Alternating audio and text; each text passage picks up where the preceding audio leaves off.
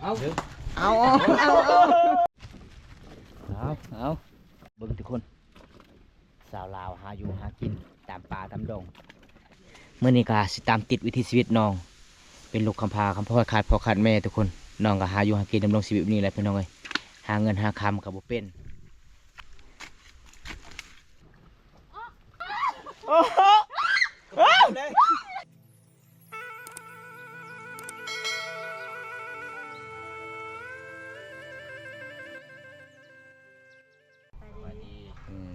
เมื่อนี้เป็นยังไงรู้สึกมีผู้ใหญ่ใจดี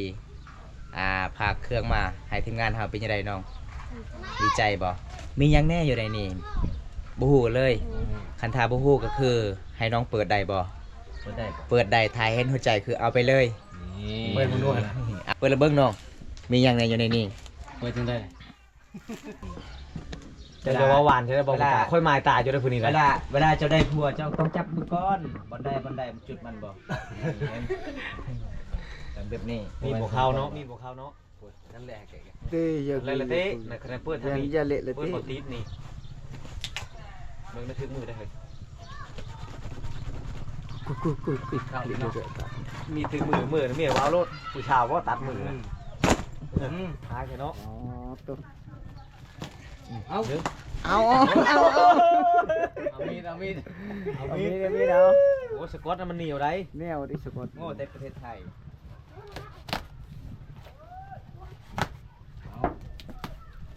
เบิ้งลงเบิ้งเนาะเสื้อผ้านี่เงินมันจะอยู่รุมขนาดโอ้มียังได้ยินหรอกเปิดลงเบิ้งมียังเนี่ยไม่ถึงครึ่งนุ่งบ่เอาโอ้เอาขึ้นมาเงินได้เลยขึ้นมาหางเงินขึ้นมางูเอาขึ้นมาหางเงินโอ้ย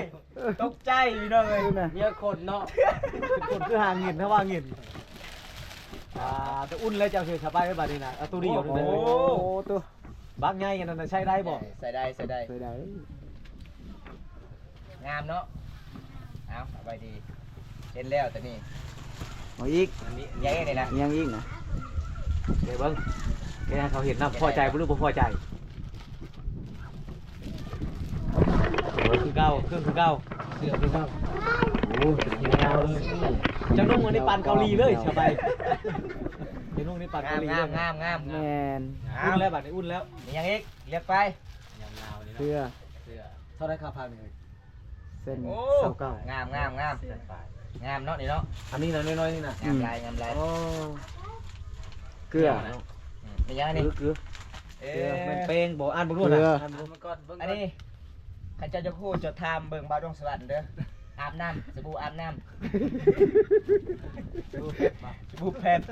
เมื่อนั้นน้ำปลาให้เจ้าอาบน้ำเด้อเอาเดี๋ยวเราเบิ่งโอ้งามเด้องามลายเสือกันยาวจะได้อุ่นเลยเนาะเป็นกันยาวนะชื่อกันหนาวคือกันหนาวอุ่นนี่เด้มียังนี่ใส่ได้บ่ได้บ่ทงตีนได้เนาะเอาทงตีนชองแน่เลยทงตีนชองได้ใส่ได้ไปสะดวกสบายออกให้ออกส่วนป๋าเสือไม่แต่งามๆเนาะนี่คือนักสเต็กเจ้าเลยเนาะนี่เนาะงามมีแต่หน้าเลยทุกคนมีแต่หน้างามลายผมสั่นไม่มีละยังน่ะยังน่ะซาดบ่คือชองเชื่อเลยเห็นมันท่าเครื่องมันโอ้ยไป3 เชือกแล้วมัดอยู่เนาะผ้าห่มบ่เสื้อเลยผ้าห่มโอ้ได้เติบทุกคนเอาหมดเลยบ่หมดแล้วเบิ่งครั้งละบ่จะมีเงินอยู่ที่เอาได้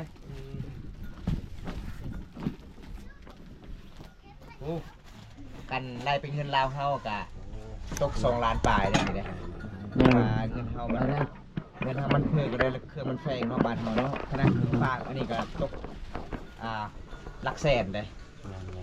โอ้เป็น200,000 300,000แม่เพราะว่าเครื่องในบ้านเฮาก็จะเป็นสุดหนึ่ง6-7 แสนเลยเด้อันนี้มันก็แพงอยู่แล้วดีใจป่ะดีใจเนาะบ่เคยไปพันเลยว่ามีผู้ใหญ่ใจดีพามาให้ทุกงานเฮาบ่ขึ้นเลยก็คือมื้อนี้ฮู้สึกดีใจจักเปอร์เซ็นต์เนาะ100%เลยบ่ อันนี้ก็คือสำหรับน้องได้เสื้อผ้าน้องสิคายเลยว่าน้องสิให้พ่อแม่นำให้พ่อแม่เนาะเรือแต่นั้นก็คือน้องใส่เองโอ้ทุกคนน้องก็ใช้เองเนาะแม่อันนี้เป็นเครื่องหลากหลายเลยมีรองเท้าครบสด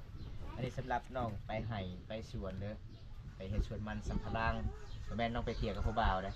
ไปเที่ยวกับผู้บ่าวนี่ผู้บ่าวญาติจะใส่รองเท้านี่ยอกทุกคนแม่ดีใจน้ำน้องลายวันนี้เขาก็ขอบคุณคุณยายดีเนี่ยขอบใจนะสบายขอบคุณคุณยายดีจากประเทศไทย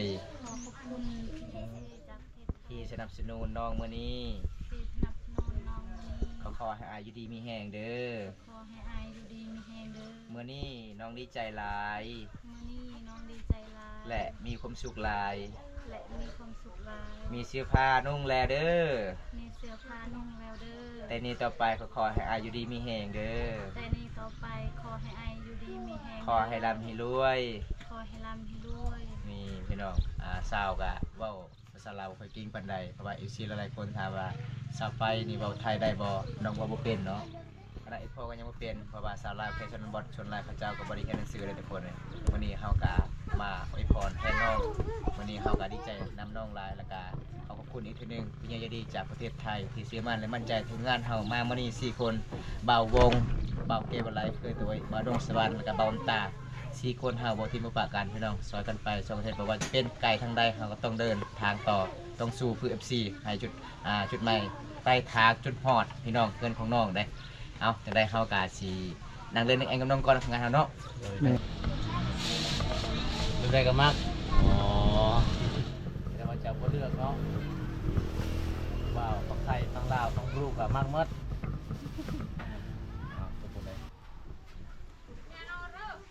สีขาวเอาไปต่างๆญี่ปุ่นเนาะมันสิเป็นสีน้ำตาลเลยนะ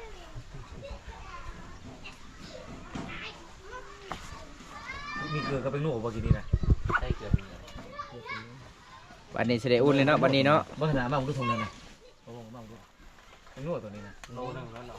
นี่เหรอผงชูรสแท้เลยผงชูรสจ้ะตอนนี้เอาไว้เลยเนาะเอาไว้จุดนี้บ่ไว้จุดห้องนอนเลยทุกคนเลยอาจจะบริญาตมาโจรขึ้นลักกลางคืนอีกจะไปนะวายาเลยเนาะอยู่เฮือนเขาเองเนาะเมื่อนั้นก็คือโจรขึ้นบ้านก็คือจะไปนอนอยู่เฮือนเช้าๆโอ้ตอนนี้เจ้ายังนอนเฮือนเช้าๆหรือว่านอนเฮือนเขาอีกนอนเฮือนพี่น้องอีกบ่อยู่เฮือนเจ้าเองบ่แม่นเฮือนยายอีกอ๋อเป็นยังไงนอนอยู่เฮือนยายปลอดภัยเนาะโอ้โดยเอาตอนนี้แม่นเฮากะหลังจากนั้นเฮาก็สิเกียมไปสระป่าบ่เนาะคันบ่ได้ปลาก็คือได้แต่น้ำอย่างเดียวเนาะ อายขอไปน้ำได้บ่ได้เดียวทุกคนมื้อนี้เฮาก็สิตามติดวิถีชีวิตเราได้มื้อนี้เฮามากับทีมงาน4คนคือเก่าเด้อทุกคนอัปเดตให้ FC ได้รับชมวิถีชีวิตชาวไปคนงามหมู่บ้านนี้เงินสารบ้านช่องน้องประมาณนี้พี่น้องแต่ยอมรับว่าน้องใจดีได้พี่น้องเอ้ยคันถ้า FC อยากมาเยี่ยมมายามมาได้บ่มาได้เนาะคันมาได้ก็คืออยู่ตามระเบียงหรือว่าอยู่ในห้องเลยอยู่นี่เลยเนาะโอ้อีพ่อแม่น้องบ่หายบ่เนาะบ่หายเนาะแห่งดีใจจะได้ลูกเคยเนาะบัดนี้ เอาทุกคนไปทำกันเลยพี่น้องเอาหลังจากมาดินแม่แอนอยู่เฮือนอยู่ศาลแล้วตอนนี้เฮาก็สิไปหายังน้องไปหากระปูว่าสิไปสระป่าสุดท้ายบ่ไปเลยเนาะเพราะว่ามื้อนี้อากาศเริ่มหนาวทุกคนมื้อนี้เฮาไปกับทีมงานเฮา4คนคือเก่าได้มื้อนี้ก็สิมานหรือบ่น้องถือยังไงไปมื้อนี้ถือกระตาถือเสียมโอ้เอามื้อนี้ก็สิพาทุกคนตามติดวิถีชีวิตสาวลาวทุกคนเลยอันนี้ก็คือสาวปิดไปกับสาวเด้อพี่น้องสาวสวยบ้านป่าหมู่บ้านพูนมักมีบ้านเฮาเอิ้นพูนมักมีคันแปลภาษาไทยคือหมู่บ้านขนุนเด้อทุกคนมักขนุนเด้แต่มื้อนี้น้องๆก็สิพาบำตาเข้าป่าหลังจากเฮากลับไปเยี่ยมไปยามจัดหายตามคำขอผู้ใหญ่ใจดีจากประเทศไทยมื้อนี้ก็ตามติดวิถีชีวิตสาวลาวเด้อทุกคนจะได้ก็จะไปเบิ่งนำกันพี่น้องก็จะลงคลิปได้ในพี่น้องเจ้าหาอยู่หากินตามป่าตามดงพี่น้องแต่ละเทื่อน้องไปหากินก็คือเส้นทางนี่บ่น้องวันนี้คือเส้นทางหน้าหรือว่ามันมีห้วยเป็นห้วยบ่โอ้หมู่บ้านน้องนี่หน้านี่บ่หลายเนาะมีแต่ห้วยพี่น้องคันไปขุดเทนาข้าเจ้าก็เจ้าหายเนาะต้องไปขุดตามห้วยตามป่าตามดงเลยทุกคนเบิ่งสภาพเส้นทางพี่น้องสุดยอดหลายเลยจะเป็นก้อนหินหลายๆเลยพี่น้องเห็นบ่ อันนี้ละคือมาวิถีชีวิตสาวลาวดำรงชีวิตบ้านนองบ้านนาฝ่าบางกองแบบโบราณเลยพี่น้องอายุหากินนี่บ่ปอเส้นทางนี่มันจะเป็นห้องแล้วเนาะเขาจะไปตลอดเนาะโอ้เบิ่งทุกคนแม่นชาวบ้านขุดบ่นี่บ่น้องเส้นทางนี่บ่เขาจะขุดบ่โอ้เบิ่งทุกคนอันนี้จะเป็นเส้นทางเก่าอันนี้ก็เจ้าก็มาลัดอีกได้ไม่ใช่เส้นทางใหม่สุดยอดเส้นทางสาวลาวหากินเบิ่งทุกคนสิขุดได้กระปูด่านนี่นะมันมีกระปูบ่อยู่ด่านนี่บ่ฮะมีที่ก้อนหินนี่โอ้ โอ้ยบ่เดี๋ยวนี้นะ เออ อ๋อคือเราไปขุดอยู่หน้าได้ มีกระปูยังเนี่ยสบาย ปูดำเหรอวะ ปูด แดงบ่มีเนาะ ำห้วยนี่บ่ห้วยนี่ก็ น้อยนี่บ่ โคชปลา บ่แม่นอีกอันนี้อย่างห้วยสปีกคือ โค เก่า ชพิงโคชปลาอยู่บ้านอลองเนาะ แม่ เราก็หลงกันนะทุกคน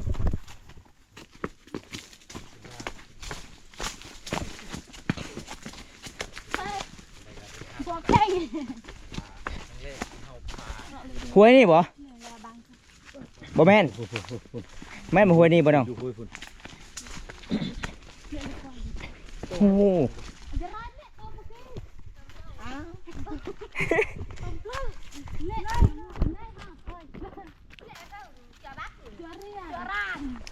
ดิฉันในนี้นะโบฮูจักบนขุดบ่มีแต่หินมีชิคุดอะไรนี่นะ โตกับปลาไปเยอะ ชงชัยบ่ได้กินแล้วทีมงานเท่านี้แล้วมื้อนี้ได้ อ๋อตัวทุกคนนี่ โอ้ยเอาหมองมาหาปลานี่จะว่าได้กว่า โอ้ปลาหลายเนาะ ปลา กุ้งหลายได้กุ้งได้ กุ้งไล่ โอ้ ไม่ชอบตะแลงได้บ่ เอาเบิ่ง คือบ่มาชนกุ้งนี่ฉัน เส้นทางนี่ทุกคน นี่ของแท้ ไปเลยชงยันเปียกแล้ววะนี่ตะกี้ นี่ อยู่แล้ว ของแท้คือกันเอาไปทางใดมุกแดงนี่กับโบวิดบ่เห็นตลอดโอ้ผู้สาวหากระปูสิได้ปูหรือว่าสิได้ป่าบ่เอ้อโอ้โหกันอีหยัง อย่าจกมัน ปูครบเลย ขบมือแล้วให้บ่วงจกจกนะ ปูใหญ่บ่สาว ใหญ่ปะมาสิจกมา มาพี่สิจก ให้บ่วงจก ๆเอาเป็นว่า จกทั้งเทิงมันเจ้าก็จะจกทั้งรุมนะ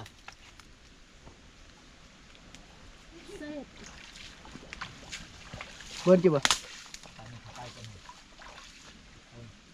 ได้บ่ ได้บ่เบิ่งดู นี่ออกเลยโอ้ ใหญ่เนาะ ดังเบิ่ง ใหญ่เลยเนาะ ใหญ่บ่ดอกปอใหญ่เนาะกับปูแค่นี้เนาะ พอใหญ่เลยเนาะ นานแล้ว มาแล้วคนมันมา ปูด ปู ปู ขาว ขาว มีสองประเภทปูดำปูขาว ำโอ้ใหญ่ใหญ่ใหญ่ แต่ไอมาวันนี้ซีปูขะดำตีพ่อชอบชิปังกันอะไรเจ๊อยู่ไหนแม่มูเจ๊ไปไหนเบิ้ง Nè chứ เบิ่งดู Nè hả โอ้ โอ้ มาน ใหญ่เนอะ ใหญ่ดี มาเด้อสาวๆหาอยู่หากินทุกคนสุดยอดเก่งหลายไปเอาตอนนี้สาวๆกะสินำกระปูก่อนลำบากเนาะบ้านเฮาหาอยู่หากินเนาะสาวๆโอ้วางแล้วกระปูตกเด้ยังเห็นอยู่บ่ฮูมันนะนี่แหละพี่น้องวิถีชีวิตสาวลาวทุกคนขุดเลยจกขึ้นเลยจกโอ้ยจกตลอดเลยหมดแล้ว Không ngờ ไปหาบนไม้อีกบันนี้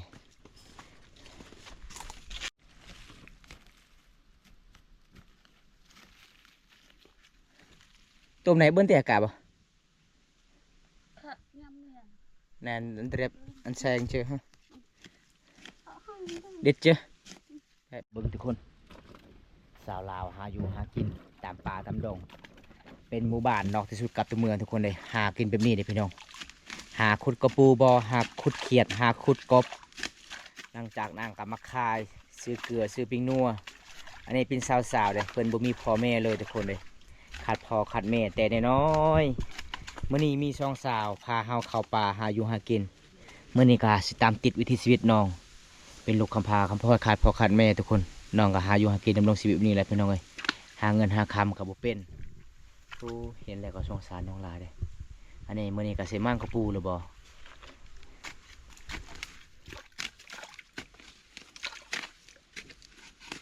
ยังเห็นอยู่บ่หูมันน่ะ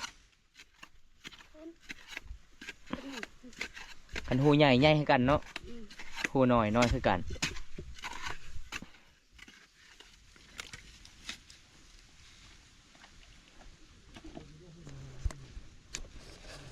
ได้สบายได้ไหมเช้าได้สบายได้เครียดเอาสีม่านหรือบอคักได้เนาะเวลาขุดนินนั่งเลย เบิ้งทรงเสือน้องๆเปียกมันลายทุกคนเลยขี้ตมมันลายเลยพี่น้องวิถีชีวิตบ้านเฮาดำรงชีวิตบ้านนอกบ้านนาสุมเผาบองกองเป็นหมู่บ้านนอกที่สุดกาตัวเมืองอันนี้คือชาวลาวเด้เขาเจ้าเป็นชาวโสดประจำหมู่บ้านนอนกับนอนน้ำกันหาอยู่หากินก็ไปน้ำกันที่บอกคันคนอื่นนี่ทรงเสือเปียกแบบนี้เปื้อนเปื้อนแบบนี้ก็คือนาสีบ่หากินแบบนี้พี่น้องมันยากลำบากหลายแต่น้องๆคำบ่ได้ห้าก็คือบ่มีเงินอยากซื้อเกลือซื้อปิ้งนัวคันได้ลากก็คือไปขายคันได้น้อยก็คือกินสู่พ่อสู่แม่กินเด้อทุกคน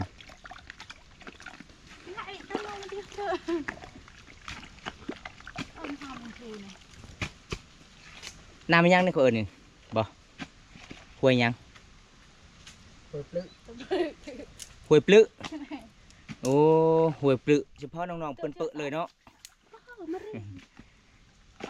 นี่ก็บอกออกนี่เช็ดมันเข้าแล้วเข้าช่องแล้วเห็นบ่กระปู ยังเลิกอยู่บ่ เยี่ยม ปืนไอ้ มันเข้าช่องเจ้าแล้วเลยกระปูได้จุกวนลำเบิ้ง ปืนเด้อ ไปแล้ว ยัง เรียงกันเด้อ ใช่คือมีตะเกียบให้ใจเจ้านะ เสร็จไหม ได้ปะ บ่มานบ่สิมานบ่มื้อนี้ ขุดยังบ่พอเตือยังทานได้ บ่มานบ่ เลิกปะ ยังเลิกอยู่ มันตายแล้วสัน มันออกแล้วน้องเอ้ยกระปูออกแล้ว มันยานเจ้านั่น ออกแล้วบ่เห็นเลยอย่าจกลายเด้งูได้น้องเรียงโอ้มานซะ แกะเด้อ เบิ่ง แก๊ส โอ้ ล้างเบิ่งก่อน เอาเพิ่นมาได้ทุกคน อะเรียง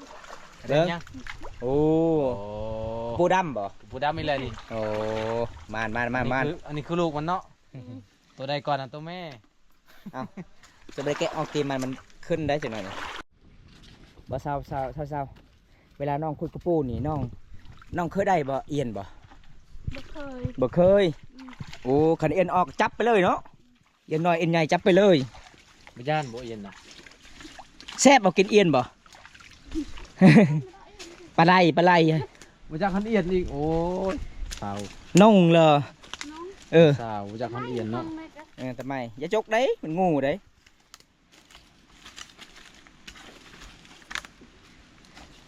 สาวได้2ตัวแล้วเนาะ ม่านได้สาวๆได้ ขึ้นกับมา เอาเปิดมันทรงโตแล้วสวนสาวไปมันตะเขียด เบิ่งป่าธรรมศาสตร์อุดมสมบูรณ์ในทุกคน มีแต่ป่ามีแต่ดง แม่น เบิ่งกันเอาบอกไงเขาคือบ่เฮ็ดเลยเป็นใหม่เนาะ อืม ระวังเด้อสาวๆเด้อคันได้ยิน ข้างกระปูนี่บริยานคันเอียนออกนี่ย่านที่สุดคอยบ่เคยจับเอียนจักเถื่อเลย เอียนมีที่เอียนใหญ่ๆเบิ่งตามป่าตามดงเอียนใหญ่เลยน้องบริยานน้องเคยจับน้องว่าถ้าเอียนออกจับไปเลยคันจับบ่เป็นนี่มันลื่นเนาะโอ้ จับมันได้มันบ่ลื่น จับค่อยๆ คอยใบหัวมันเนาะ เออให้มันอยู่ก่อนแล้วก็จึงจับเอาไว้ใส่ในกระตาโอ้ ได้บ่ ยังเสียงดังกวัก รอกแล้วเนาะ ๆบ่เห็นรู้มันว่ายังเลิก ใส่กระปูนะเบิ่ง ออกเลย โอ้มันขึ้นนี่ๆๆเบิ่งมันขึ้นนี่จ้อย แม่กี่โจะแต่จะอันเลย สวยเลยเคยใส่ มานบ่สบายมานบ่มานก็ได้เงินเจอว่าเมื่อกี้นี่เท่าใด 2 หน่วยเศร้าๆก็ได้2 หน่วยคือกัน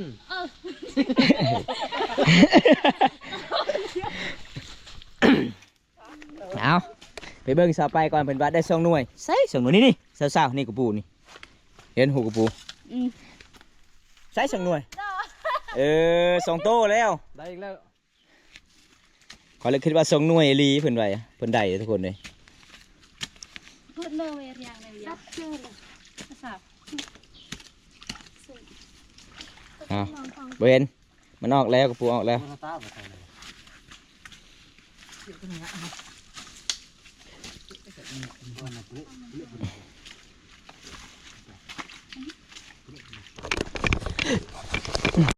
ได้ง่ายบ่สบายจะหอมกี่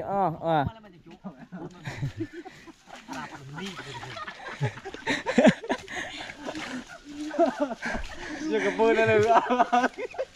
รถทั้งเดียวตะกี้ไงรถไอ้เนาะ เรียนกับอาเต้ป่ะ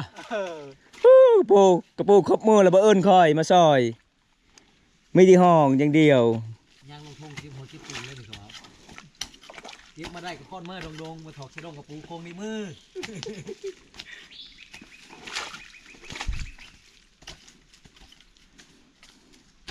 ดิ้นเหนียวนี่เนาะ พอมากอกลายดิเนาะตกเนาะเก็บเอาโอ้มากอกพี่น้องให้สาวๆเก็บเอานี่มากอกมากอกป่า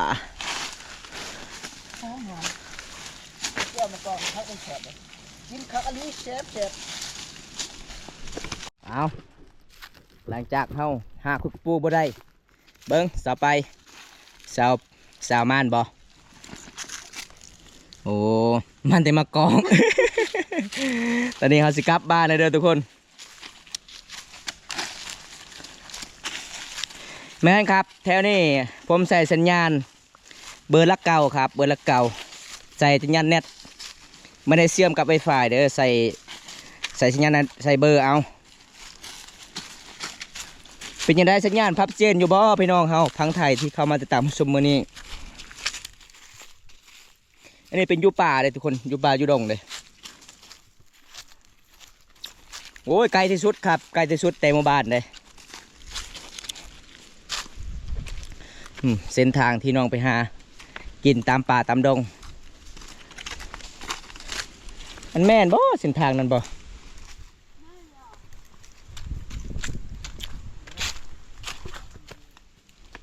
ฮะ เอ้ยให้ปักกับ เน่าก็เตอะเด้อ ปักตะกี้เถอะ ทุกคนอันนี้เป็นเส้นทางที่เขาเจ้าเฮ็ดให้เฮ็ดสวนเลยเห็นบ่อันนี้เป็นเส้นทางมาแต่บ้านอันนี้คือเส้นทางออกจากให้เส้นทางสุดยอดหลายดำรงชีวิตตามป่าตามดงคือชนบททุกคน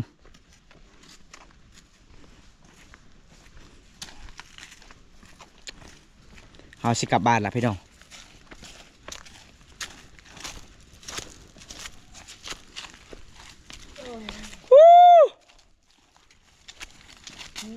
เมื่อเด้อ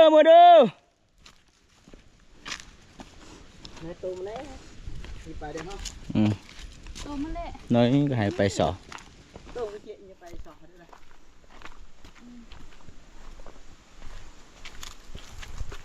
ตอนนี้เขาได้เพิ่นฮอดซานแล้ว เป็นยังไงสาวไปกับสาวมื้อนี้หากินม่านบ่ มาในยังนี่มักกอกบ่ภาษาบ้านเจ้าเอิ้นมักยัง โคน มังกะพูนโอ้นี่ทุกคนน้องได้กระปูได้เมื่อหากินมื้อนี้กับมัดมือกับประมาณเนาะจะได้อายเขากลับกันได้น้องเด้อ โดย โอกาสหน้าหากินกันใหม่เนาะบายFCเนี่ย ดีบ้า มื่อหน้าให้มานอีกเด้อ นี่ทุกคนตอนนี้มันเฮากับสิกลับบ้านแล้วทุกคนเลยอายุหากินกับน้องๆ2 คนกับน้องชีวิตบ้านนอกบ้านหน้าบ้านเฮากันบ่ได้หากินแบบนี้ก็คือบ่มีหากินทุกคนเซเวิกพ่อแม่ดำรงชีวิตจะได้บำตากันชีวิตไว้สำนี้ก่อนพี่น้องคลิปหน้าพบกันใหม่ถ้าไปได้รับชมคลิปนี้แล้วก็อย่าลืมฝากกดไลค์กดแชร์กดติดตามด้วยทุกคนเอาบ๊ายบายไปกันเด้อทุกคน